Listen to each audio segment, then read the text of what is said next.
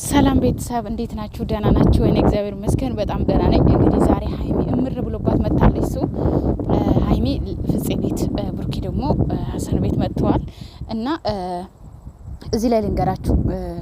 እኔ ይውላችሁ እኔ ብሩኬም ሀይሚ ምንም እንዲሆኑ አልፈልግም። ሰው ነገር ግን የበለጠ ጥፋት ብሩኬ ላይ እየታየበት ነው። ገባችሁ አይደለ?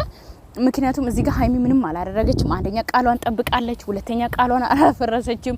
ቃሏን አፈረሰች የምትሉ ማናችሁም ሴት ኢቭን እንኳን እኔ እኮ ማለት ነው የእውነት እናንተ ሴት ሆናችሁ ማለት ነው እንደ ሀይሚ አይነት ነገር ቢደርስባችሁ የእውነት እናንተ ከዛ ሰው ጋር አንድ ቀን ትኖራላችሁ?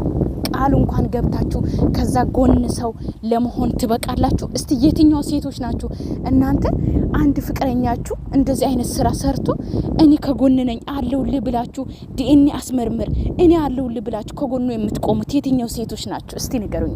እጃችሁን አውጡ። የምር ጎበዝ ሴት ካላችሁ እጃችሁን አውጡ። እኔ ላድንቃችሁ ልሸልማችሁ።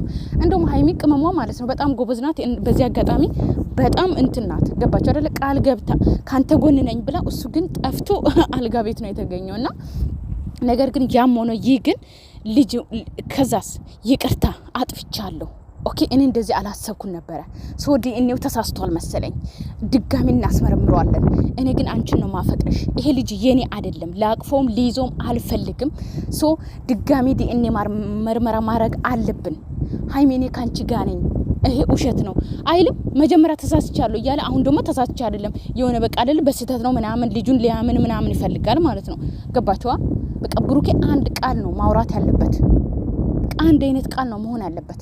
ለምን ግን ለነገሩ እኔ ራሱ እያሰብኩ ያለሁት ማለት ነው ባለፈው ሰሞን አይታችሁ ከሆነ ብሩኬ እንደዛ ነበረ። ከዛ በኋላ ማለት ነው ቤታቸው በጣም ነበረ ቀዝቅዞ የነበረው። ትናንትናም ተናግሬያለሁ። ቤታቸው በጣም ቀዝቅዞ ነበረ። ሰው ሞቅ አላረጉት ነበር። እኔ ደግሞ ሞቅ እንዲሆን እፈልጋለሁ። ምክንያቱም በቃ ቅውጥ እንዲል ነው የምፈልገው እንጂ እንደዚህ ሌዚ ሆኖ እንዲሄድ አልፈልግም ቻናላችሁ ማለት ነው። ስለዚህ አሁን ነው በቃ ሀይሚ ብሩኬ ተቃራኒ ሆኖ በመቅረቡ ሀይሚም ተቃራኒ ሆና በመቅረቡ በደንብ ቻናላችሁ እየተንቀሳቀሰ ስለሆነ እኔ ደስ ብሎኛል ማለት ነው። ገባችሁ አይደለ? ከሰሩ አይቀር እንደዚህ ሞቅ ማድረግ አለባችሁ። ነገር ግን አንዳንዶቹ ማለት ነው ገባችሁ አይደለ? እንደ ሀይሚ አይነት ለመሆን ይቀራቸዋል። ቅመሟ እናንተ የሆነ ነገር ልንገራችሁ። እግዚአብሔርን ማርያምን እኔ በውሸት ማርያምና እግዚአብሔርን ብያላቅምና እህቴ ቡታጅራ ናት ያለችውና ቲክቶክ ታያለች። ከዛ እኔ ትዝ አለችኝ ወይ አልኳት። ከዛ ሀይሚና ብሩኬ የእውነት ፍቅረኛሞች ናቸው ወይ አለችኝ። እና ሰላም ትባላለች። በጣም ነው የምወዳት። ታላቅ እህቴ ናት። የኔ ሁለተኛ ማለት የኔ ታላቆች ሁለት አሉ፣ የነሱ ታላቅ ናት ማለት ነውና በጣም ነው የምወዳት። እንደ እናቴም በጣም ሁሉ ነገሬ ናትና ከዛ አዎ እውነታቸው ነው። እንደውም በፊት አልተገላለጹን ነበር፣ አሁን ተገላልጸዋል አልኳት። ወይኔ ሲያምሩ አለች። በጣም ነው እነሱማ ፍቅራቸው ሲያምሩ አለች። ከዛ ምን የመሳሰሉ የጨረቃ ፋሚሊዎች አሉ አልኳት። ፋሚሊዎች የነሱ ደጋፊዎች በጣም ጨረቃ ፋሚሊ ይባላሉ። በጣም ጎበዞች አሏቸው አልኳት። ወይኔ ደግሞ ስታምር አለችኝ ማለት ነው። በጣም ነው የምታምረው። ግን ታውቂያለሽ ግን የአብርሽ እህት ናት እኮ። አብርሽን ታውቂዋለሽ አልኳት። አዎ አለች። ከዛ የአብርሽ እህት ናት እኮ አልኳት። ማርያምን እሷ እኮ በጣም ቆንጆ ናት አለች ማለት ነው።